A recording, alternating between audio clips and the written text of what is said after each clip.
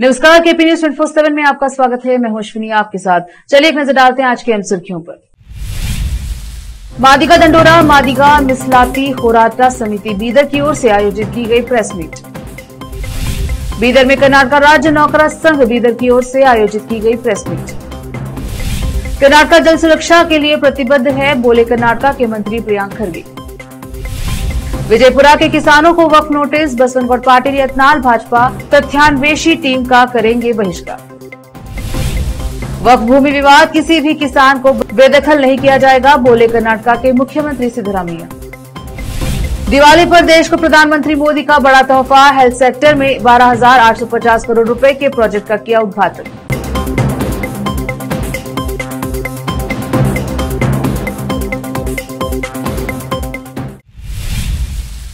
अब समाचार विस्तार से।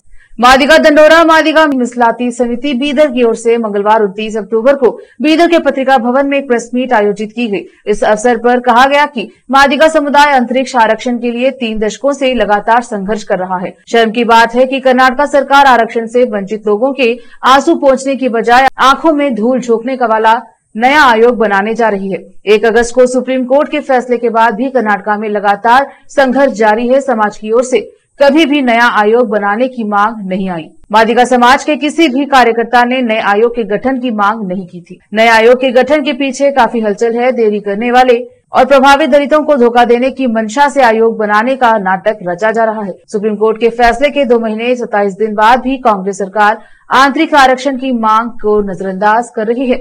अब उपचुनाव की नौबत आ गई है और इस कांड के समाधान की घोषणा की गई है। हम सरकार के इस फैसले से सहमत नहीं हैं। सुप्रीम कोर्ट के फैसले तक जनसंख्या डेटा लॉगर खबरों में नहीं थे। यही अपील सदाशिव आयोग और मधुस्वामी समिति को भी प्रस्तुत की जा सकती है। इन पदयुक्त वालों के पीछे राजनीतिक स्वार्थ खेल रहा है। डॉक्टर महादेवप्पा और प्रियंक खरगे की धुन पर नाचने वाले मुख्यमंत्रियों ने एक बार फिर मादिगा समाज को धोखा दिया है। आने वाले 3 उपचुनाव में उन्हें हराकर सबक सिखाया जाएगा। हरियाणा सरकार ने बिना कमेटी बनाए आंतरिक आरक्षण लागू कर दिए हैं, लेकिन राज्य सरकार ने हाई कोर्ट के सेवानिवृत्त जज को क्यों नियुक्त किया है? इसके पीछे मादिगाओं को रौंदने की मंशा है। कमीशन नहीं देखना चाहते। मादिगा डंडोरा मादिगा आरक्षण संघर्ष समिति की राज्य कार्यकारी अध्यक्ष फर्नांडिस हिप्पलगांव ने आज प्रेस कॉन्फ्रेंस में मांग की है कि सुप्रीम कोर्ट के आदेश के बाद घोषित नियुक्तियों में आंसू पोंछने के लिए आंतरिक आरक्षण दिया जाना चाहिए। उस अवसर पर जिला अध्यक्ष विजय कुमार हिप्पलगांव, जिला उपाध्यक्ष कमलाकर एल हेगड़े, फर्नांडिस हिप्पलगांव आदि, जाम्बव संघ के जाफत कड़ियाल, वीर शेट्टी बम्बुलगी, जयशीला मैत्रे, हरीश गायकवाड़, रविंद्र सूर्यवंशी, राहुल नंदी और अन्य उपस्थित रहे। केपी न्यूज के कैमरामैन पपुराज का कवरेज।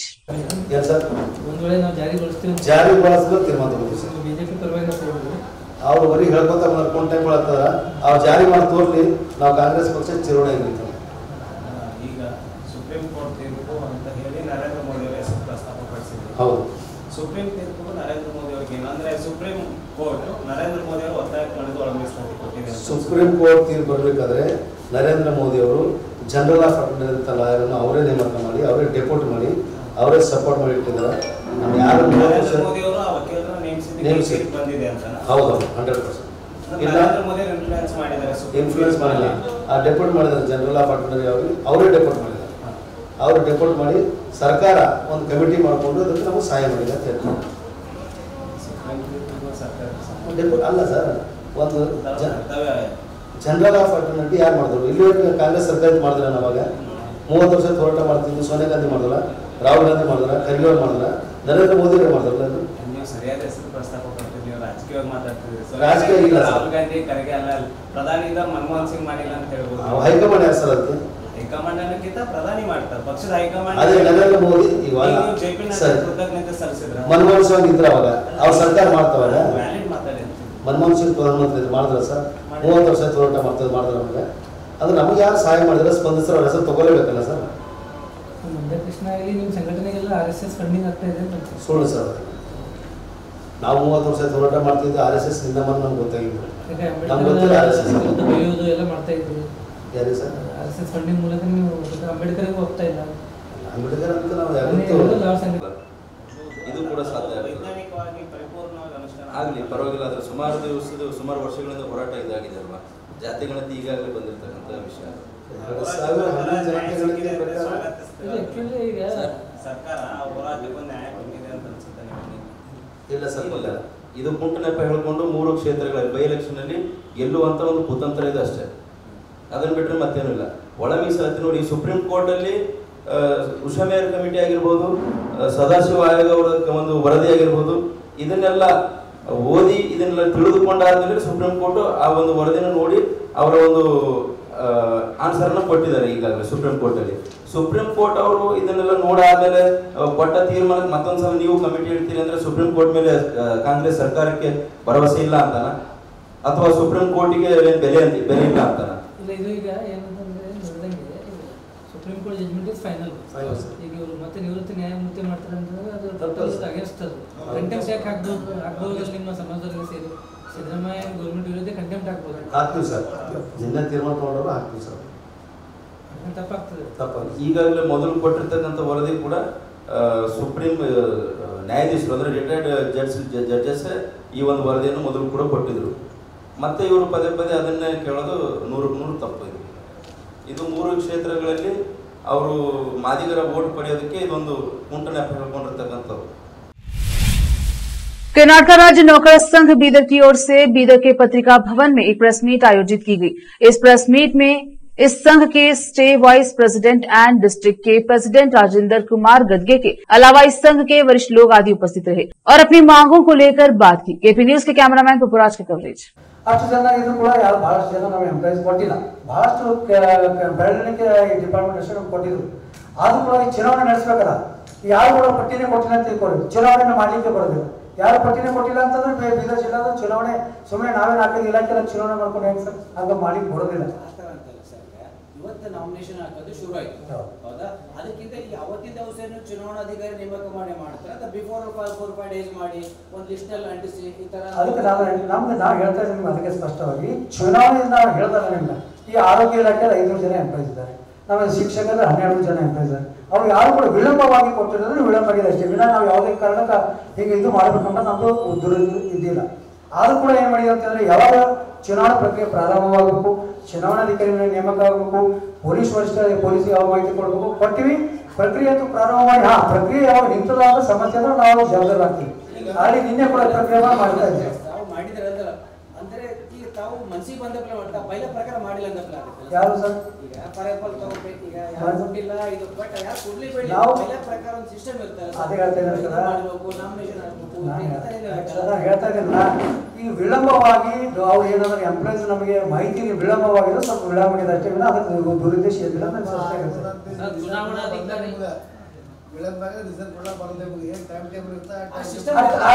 ಆ ಟೈಮ್ ಟೇಬಲ್ ಪ್ರಕಾರ ಮಾಡಿ ಅಷ್ಟೇ ಮಾಡಿ.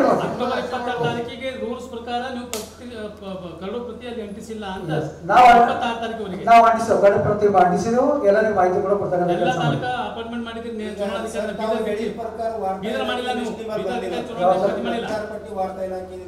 ಬಂದಿದೆ ಸರ್.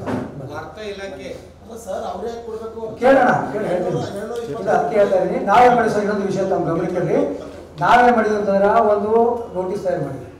ನೋಟಿಸ್ ಎಷ್ಟು ಇಲಾಖೆಗಳು ಅವರ ಆ ಇಲಾಖೆ ನೋಟಿಸ್ ಅವರನ್ನು ಕೊಟ್ಟು ನಾನು ನಿಮ್ಗೆ ಲೆಟರ್ ಕೊಟ್ಟಿದ್ದೀನಿ ತೋರಿಸ್ಲತ್ತೀರಿ, ಮತ್ತೆ ನೀವು ಲಿಸ್ಟ್ ಯಾಕೆ ಕೊಟ್ಟಿಲ್ಲ ಅಂತಂತಂದು. ಇಲ್ಲ ನಾವು ನಮ್ ನೆಪ್ ಬಂದಿಲ್ಲ, ನಮ್ಗೆ ಬೇಕಾದ್ರೆ ಕರೀರಿ, ನರೇಶ ಯಾರು ಬಂದಿದ್ರು ನಮ್ಮ ಲಿಸ್ಟ್ ತಗೊಂಡು ನಮ್ ಲೆಟರ್ ಅವ್ರ ಫೈಲ್ನಾಗ ಅದ.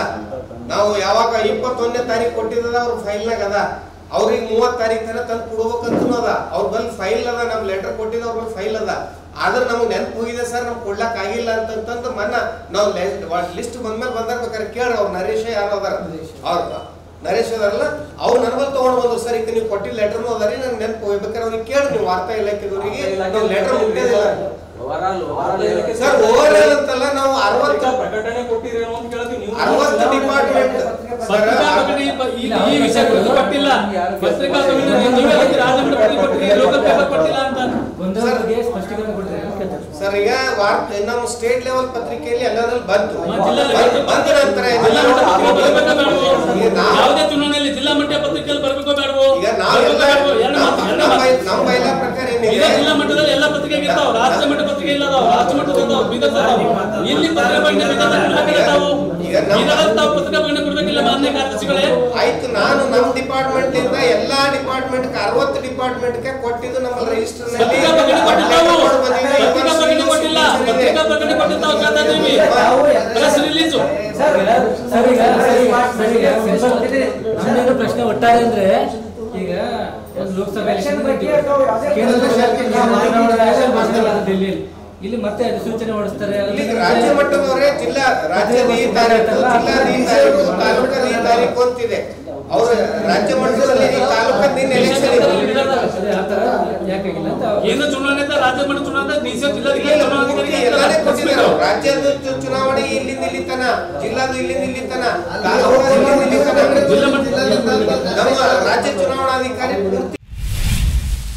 कर्नाटका के मंत्री प्रियंक खरगे ने मंगलवार को कहा कि राज्य सभी के लिए पानी और स्वच्छता तक स्थायी पहुंच सुनिश्चित करने के लिए अत्याधुनिक तकनीकों की खोज करने और साझेदारी को बढ़ावा देने के लिए प्रतिबद्ध है। वह जल सुरक्षित भविष्य शिखर सम्मेलन के लिए हार्नेसिंग इनोवेशन में बोल रहे थे, जिसका उद्देश्य विशेष रूप से ग्रामीण कर्नाटका में पानी की कमी और स्वच्छता के मुद्दों को संबोधित करने के लिए हितधारकों को एक साथ लाना है। ग्रामीण विकास, पंचायत राज और आईटी एवं बीटी मंत्री खरगे ने कहा, हमें दुनिया भर के प्रतिभागियों के जबरदस्त प्रतिक्रिया मिली है, जो इस शिखर सम्मेलन में अपने दृष्टिकोण और सीख को साझा करने के इच्छुक हैं। उनके अनुसार शिखर सम्मेलन एक महत्वपूर्ण पहल है, जिसका उद्देश्य हमारे ग्रामीण क्षेत्रों में पानी की कमी और स्वच्छता की तत्काल चुनौतियों से निपटने के लिए सरकार, उद्योग जगत के नेताओं, उद्यमियों और शोधकर्ताओं को एकजुट करना है। उन्होंने कहा कि शिखर सम्मेलन में एक पिचिंग सत्र भी होगा, जहां चयनित स्टार्टअप अपने समाधान प्रस्तुत कर सकते हैं।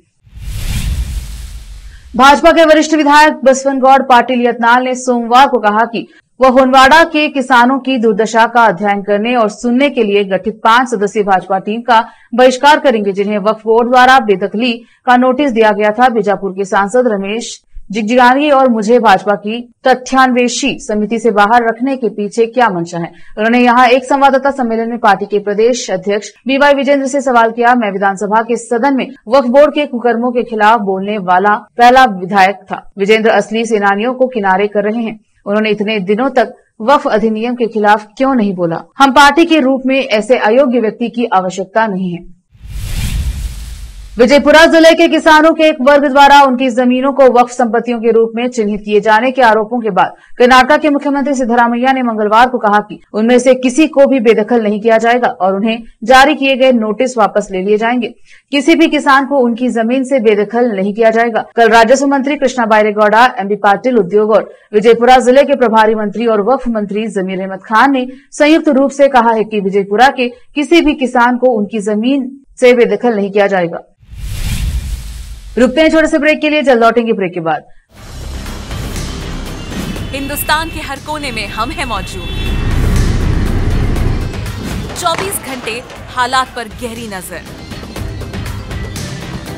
खबरों से जुड़े चुपते सवालात और आपको दिखाता है धार्मिक, सामाजिक, राजनीतिक, लोकल और इंटरनेशनल न्यूज की सबसे बेहतर कवरेज, जो आपको रखती है हर पल बाखबर। देश और दुनिया भर की खबर के लिए देखते रहें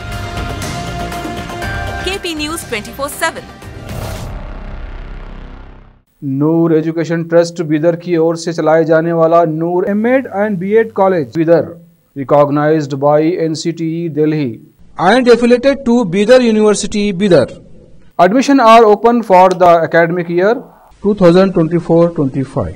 विशेषज्ञ और सक्षम शिक्षकों द्वारा शिक्षा प्राप्त करने के लिए नूर एमएड एंड बीएड कॉलेज में दाखिला लें और शांत वातावरण में शिक्षा प्राप्त करें। बीदर शहर में बेहतर शिक्षा का एकमात्र केंद्र Noor MEd and BEd college, Shahpur gate, Bidar. Phone numbers 9945283920 8482221297। ब्रेक के बाद स्वागत है आपका, देखते हैं समाचार।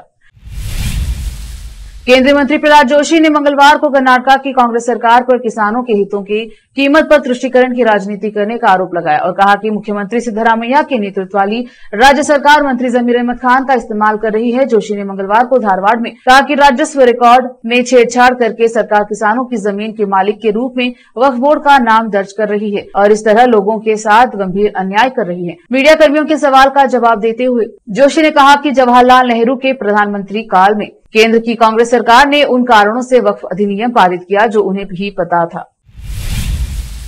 महाराष्ट्र विधानसभा चुनाव 2024 के लिए एनसीपी नेता नवाब मलिक ने आज मंगलवार 29 अक्टूबर को नामांकन दाखिल किया। इसको लेकर शिवसेना यूबीटी सांसद प्रियंका चतुर्वेदी ने बीजेपी के नेतृत्व वाले महायुति गठबंधन पर हमला किया। उन्होंने सवाल पूछा कि देशभक्ति का सर्टिफिकेट बांटने वाले लोग कहां गए। प्रियंका चतुर्वेदी ने कहा, दाऊद का साथी अब आशीष शेलार और देवेंद्र फडणवीस का करीबी बन गया है। दाऊद का दोस्त अब आधिकारिक तौर पर भाजपा के नेतृत्व वाले गठबंधन में चुनाव लड़ रहा है। देशभक्ति के सर्टिफिकेट बांटने वाले आज कहां हैं? दरअसल नवाब मलिक को टिकट देने पर पहले से ही बवाल चल रहा है। एनसीपी नेता नवाब मलिक ने कहा, आज मैंने एनसीपी उम्मीदवार के तौर पर मान खुर्दा शिवाजी नगर विधानसभा क्षेत्र से नामांकन दाखिल किया है। मैंने निर्दलीय उम्मीदवार के तौर पर भी पर्चा दाखिल किया था, लेकिन पार्टी ने एबी फॉर्म भेजा और हमने इसे दोपहर 2:55 पर जमा कर दिया और अब मैं एनसीपी का आधिकारिक उम्मीदवार हूं। मैं अजित पवार, प्रफुल्ल पटेल, सुनील तटकरे का बहुत आभारी हूं। उन्हें मुझ पर भरोसा है। बड़ी संख्या में मतदाता निश्चित रूप से मेरा समर्थन करेंगे। मुझे पूरा विश्वास है कि इस बार हम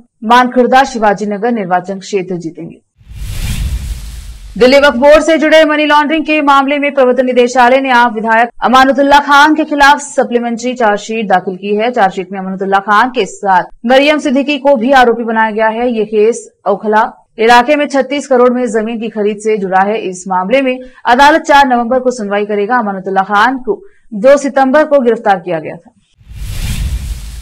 प्रधानमंत्री मोदी ने मंगलवार को 29 अक्टूबर को लगभग 12,850 करोड़ रुपए की लागत वाली कई परिवर्तनकारी स्वास्थ्य सेवा परियोजनाओं का शुभारंभ, उद्घाटन और शिलान्यास किया, जो भारत की स्वास्थ्य सेवा यात्रा में एक मील का पत्थर साबित होगा। नई दिल्ली में अखिल भारतीय आयुर्वेद संस्था AIIA में आयोजित यह हाई प्रोफाइल कार्यक्रम धन्वंतरी जयंती और 9वें आयुर्वेद दिवस के साथ मेल खाता है, जिसमें भारत के प्राचीन चिकित्सा ज्ञान का जश्न मनाया जाता है। इस दौरान प्रधानमंत्री नरेंद्र मोदी ने अपने संबोधन में कहा, आज पूरा देश धनतेरस और भगवान धन्वंतरी की जयंती का पर्व मना रहा है। मैं आप सभी को धनतेरस और भगवान धन्वंतरी की जयंती की बधाई देता हूं। आज के दिन देश में बहुत बड़ी संख्या में लोग अपने घर के लिए कुछ न कुछ नया खरीदते हैं। मैं विशेष रूप से देश के व्यापारी साथियों को बधाई देता हूं। आप सभी को दीपावली की अग्रिम शुभकामनाएं। पीएम मोदी ने आगे कहा, इस बार की दीपावली ऐतिहासिक है। 500 साल बाद ऐसा अवसर आया है जब अयोध्या में रामलला की जन्मभूमि पर बने उनके मंदिर में भी हजारों दीप जलाए जाएंगे। एक अद्भुत उत्सव होगा। ये ऐसी दीपावली होगी जब हमारे राम एक बार फिर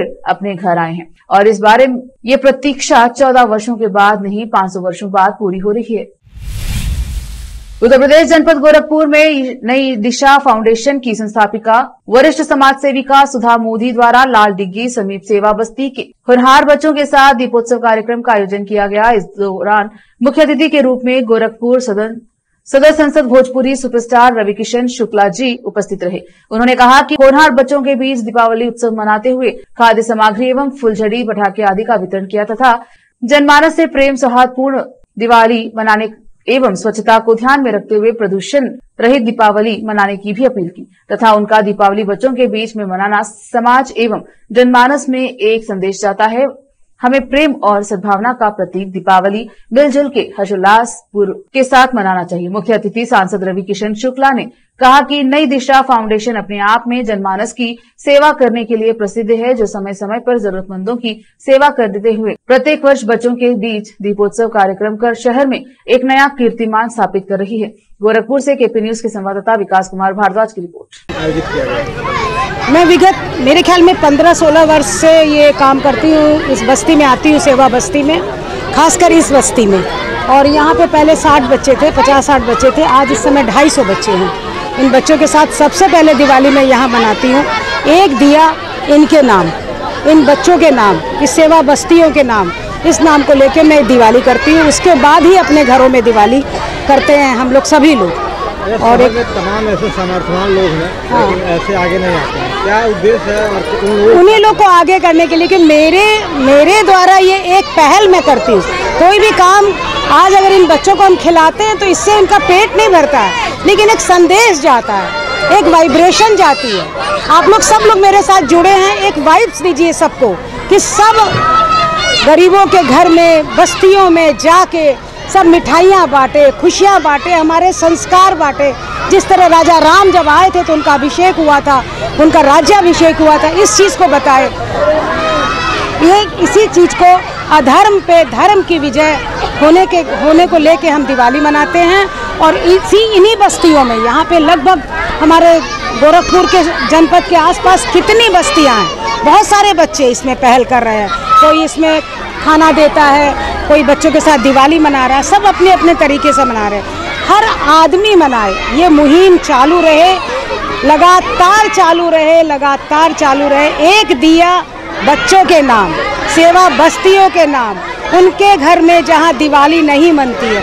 आज आप जान रहे हैं तेल और केवल जान सस्ती हो गई है और सब कुछ महंगा हो गया है। तो आप सब कुछ को सस्ता कर दीजिए, एक प्यार, एक संदेश दीजिए, चारों तरफ उजाला बिखेर दीजिए, पूरे विश्व में उजाला हो जाए और भारत का नाम चारों तरफ हो जाए कि भारत में राम राज्य है।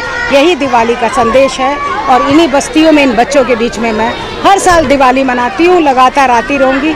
ऐसे ही लड़कियों की विवाह भी करती हूँ, ऐसे ही करती रहूँगी। नई दिशा फाउंडेशन की तरफ से, हमारे सारे मेंबर्स की तरफ से मैं सभी का अभिनंदन दिवाली का करती हूँ, वंदन करती हूँ कि सभी के घरों में सुख, समृद्धि, धन, वैभव, संपदा के साथ साथ संस्कार जीवंत रहे। मैं सुधा मोदी सभी का नमन और वंदन करती हूँ।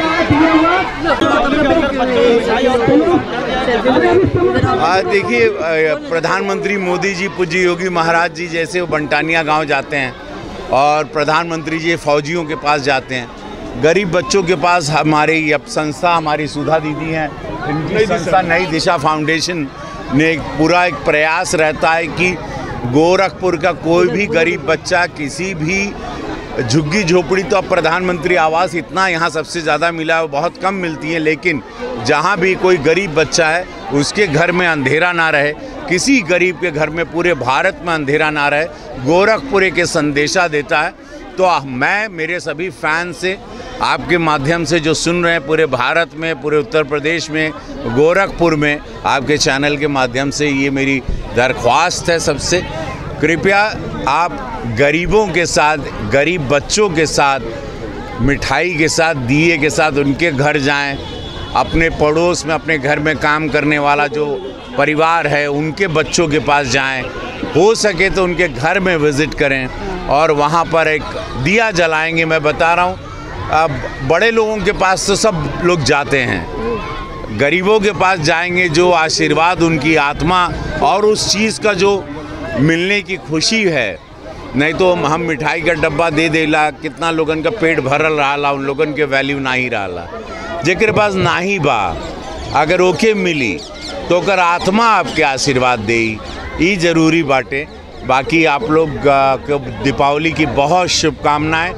महादेव गोरक्षनाथ बाबा कृपा करें और आप लोगों के जीवन में कभी कोई दुख ना आए, सदैव सुखद रहें, स्वास्थ्य पूरे परिवार का भरा रहे, बढ़ा रहे, अच्छा रहे और धन लक्ष्मी, इतनी धन की वर्षा हो कि मेरा भारत सबसे शक्तिशाली भारत बने। धन्यवाद धन्यवाद धन्यवाद। रुकते हैं एक और छोटे से ब्रेक के लिए, जल्द लौटेंगे ब्रेक के बाद। नूर एजुकेशन ट्रस्ट बीदर की ओर से चलाए जाने वाला Noor MEd and BEd college Bidar, recognised by NCTE Delhi and affiliated to Bidar University Bidar. Admission are open for the academic year 2024-25. विशेषज्ञ और सक्षम शिक्षकों द्वारा शिक्षा प्राप्त करने के लिए नूर एमएड एंड बीएड कॉलेज में दाखिला लें और शांत वातावरण में शिक्षा प्राप्त करें। बीदर शहर में बेहतर शिक्षा का एकमात्र केंद्र Noor MEd and BEd college, Shahpur gate, Bidar. Phone numbers 9945283920, 8482221297। ब्रेक के बाद स्वागत है आपका, देखते हैं समाचार। प्रधानमंत्री नरेंद्र मोदी ने मंगलवार को आयुष्मान भारत जिक्र करते हुए दिल्ली और पश्चिम बंगाल की सरकारों पर जमकर निशाना साधा और कहा कि इन राज्यों के बुजुर्ग इस योजना का लाभ नहीं उठा पाएंगे क्योंकि उनकी सरकारें राजनीतिक कारणों से इसे लागू नहीं कर रही हैं। दिल्ली स्थित अखिल भारतीय आयुर्वेद संस्थान में आयोजित एक कार्यक्रम में बोलते हुए पीएम मोदी ने कहा कि उन्हें इस बात का दुख है कि इन दोनों राज्यों के बुजुर्ग को इसके विस्तारित कार्यक्रम के तहत मुफ्त इलाज का लाभ नहीं मिल पाएगा। पीएम ने आयुष्मान भारत प्रधानमंत्री जन आरोग्य योजना में 70 साल और इससे अधिक उम्र के नागरिकों की भी शामिल करने की योजना की शुरुआत करने के बाद अपने संबोधन में यह बात कही। पीएम मोदी ने कहा, इस योजना से सभी आयु वर्गों के वरिष्ठ नागरिकों के लिए स्वास्थ्य सुविधाएं आसान होंगी। वह बोले, मैं दिल्ली और पश्चिम बंगाल के 70 साल से अधिक उम्र के सभी बुजुर्गों से माफी मांगता हूं कि मैं उनकी सेवा नहीं कर सकता। मुझे आपके दर्द और पीड़ा के बारे में पता चल जाएगा, लेकिन मैं आपकी मदद नहीं कर पाऊंगा। इसका कारण यह है कि राज्य सरकारें अपने राजनीतिक हितों के कारण इस योजना को लागू नहीं कर रही हैं।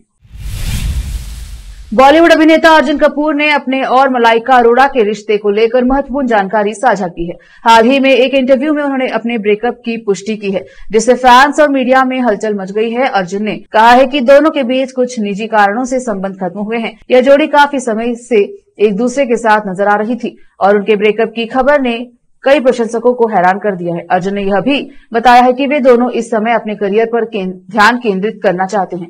यह खुलासा उनके फैंस के लिए एक नया मोड़ है और सभी उनकी अगली योजनाओं को लेकर उत्सुक हैं। आखिर में फिर एक बार देखते हैं मुख्य समाचार। मादिगा दंडोरा मादिगा मिसलाती होराटा समिति बीदर की ओर से आयोजित की गई प्रेस मीट। बीदर में कर्नाटक राज्य नौकरा संघ बीदर की ओर से आयोजित की गई प्रेस मीट। कर्नाटक जल सुरक्षा के लिए प्रतिबद्ध है, बोले कर्नाटक के मंत्री प्रियांक खरगे।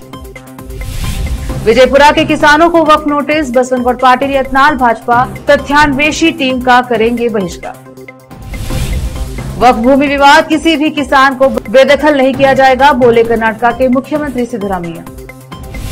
दिवाली पर देश को प्रधानमंत्री मोदी का बड़ा तोहफा, हेल्थ सेक्टर में 12,850 करोड़ रुपए के प्रोजेक्ट का किया उद्घाटन।